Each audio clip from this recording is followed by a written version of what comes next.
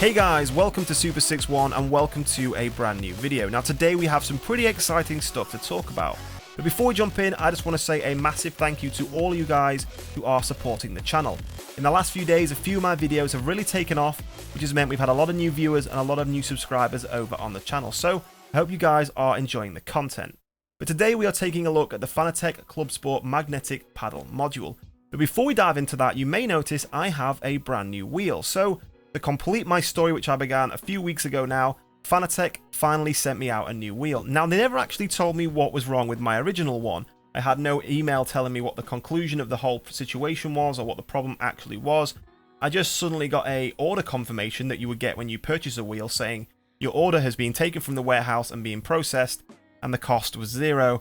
And then a few days later, I got a UPS tracking email, and then it arrived yesterday. So there must have been something seriously wrong with that wheel that they couldn't repair easily, and it was cheaper and more effective to just send me a new wheel. Now, since then, I've put a fair few hours in with the wheel standard and with these new magnetic shifters, which we're going to take a look at momentarily. And so far, I have had no issues. So what is the Club Sport Magnetic Paddle Module? Well, as the name says, it is a new paddle system that can replace your standard paddles on nearly all Club Sport wheels. So this won't work on your base CSL Elite F1 style wheels, and that's down to the pins in the little motherboard that you plug in, which you'll see later on.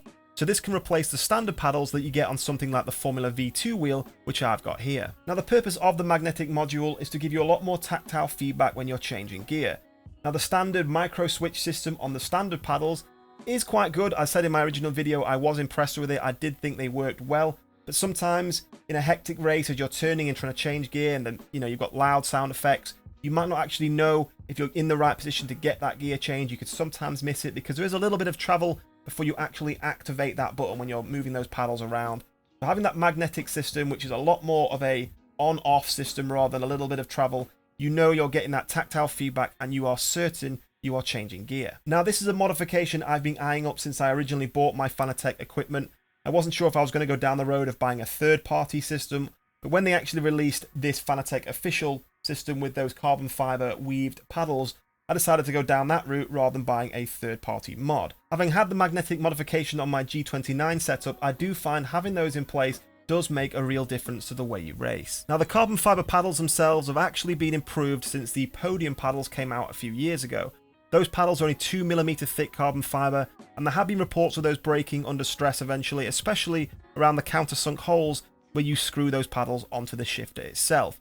So these are now 3mm thick, so they're a little bit thicker than previous, and I must say they do feel very, very strong on the hand. Of course, I've only used them for a few hours in total so far, and when I do change gear normally, I am pretty gentle. I'm not very rough with the setup as a whole, really. I try and drive as gently as you possibly can, but they do feel very sturdy. Now, the installation process itself was pretty simple. Now, the footage in the background here isn't meant to be a guide for you. If you want to see a guide on how to install these, there are a lot of them on YouTube. This is just a bit of a clip to show how I found getting along with it. It was pretty simple. The instructions were very, very clear. Some of it was a little bit fiddly. It actually advises you to unscrew the metal red paddles you can see there to get to the Allen keys underneath, but it supplies you with 2 Allen keys, and then the ones to remove those paddles aren't actually that size, and I couldn't find the right size in my toolbox, so I had to just get in there at the right angle to unscrew those, which took a little bit of time and was a little bit fiddly. But once you got those original paddles off, it is very simple. Effectively, you are just passing through that wire through the side of the steering wheel there, just underneath the quick release, and plugging the pins in to the larger pins at the bottom of that little chipboard there, and then just screwing it all down. It is a very simple procedure, although getting those wires through, and there's quite a lot of excess wire as you can see there, tucking that all away without pinching anything and breaking anything, you do have to be very careful. Now, something that had concerned me was the noise. On previous magnetic modifications I've had, that magnet hitting the back of the metal plate is very, very loud. In fact, I actually used a little bit of felt on the back of there to reduce that noise and try and dampen that slapping sound. Now, with this module, it is a little bit louder than your standard paddles, but it is a very satisfying and subtle click. It's not a loud clacking noise as you may have tried on previous modifications. So sound-wise, it isn't a problem at all.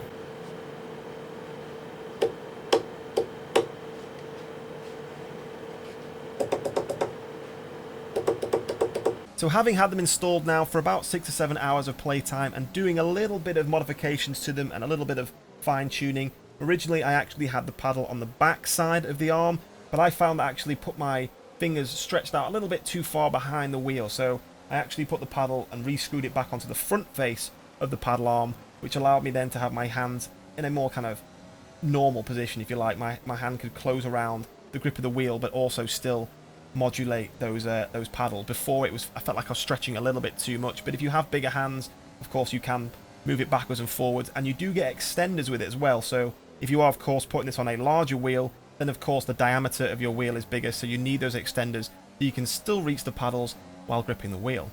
So during the first few hours of use, it sometimes had the adverse effect, and that was because in the last few weeks I've become so used to the standard Fanatec module on here that doesn't really take much pressure at all to change gear, because it's just that micro switch, that when I was trying to change gear here, I just wasn't using enough pressure to actually pull the paddle, which means I would miss the gear change.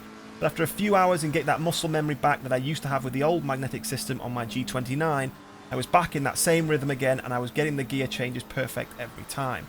So once you've got it into that mindset, and you know that you've got to kind of pull the paddle a little bit harder than standard, once you've got used to that, which takes maybe a few races at most, then things really do start to pay off.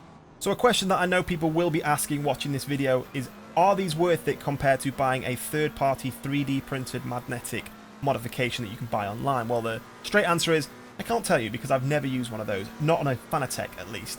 Now, I have watched videos of them online and watched different reviews of them, and they seem to work very, very well. But for me, the selling factor of this system was, A, it's a Fanatec product, and I wanted to kind of keep that same ecosystem going with my entire wheel setup. And I very much did like the aesthetic of it with the carbon weave paddles, which kind of matches the carbon weave of my wheel itself. And of course, the quality of the product. It's a very, very high quality. You've got the carbon fiber paddles themselves, the anodized metal kind of magnetic housing there. All the wiring is all wrapped and covered very, very nicely. The quality of it is very good. And for the asking price, I do think it is worth it. Now, before I end this video, I do just want to touch on the fact that, of course, I did get a brand new wheel. I have tested it out before I put these modules on with the standard paddles to see if it, of course, was working and wasn't having the same problems as my original wheel, but I did install the safety screw straight away. It is something I've heard more and more people talking about, and it is worth doing, especially if you have no other wheel or you don't intend on taking the wheel on and off. Having that safety screw installed does protect the wheel, the pins, the connection, everything inside from any stress and undue cause of damage that you don't want to happen to it. So I would recommend using that safety screw. I put it in straight away with this brand new wheel, and it won't be coming back out. So hopefully that is the end of the issue, and we can now start to look at and talk about other topics. Now, if you guys did enjoy this video and want to see more reviews, gameplay, and other topics, tell me down in the comment section below. And of course, if you did enjoy this video, don't forget to leave a like.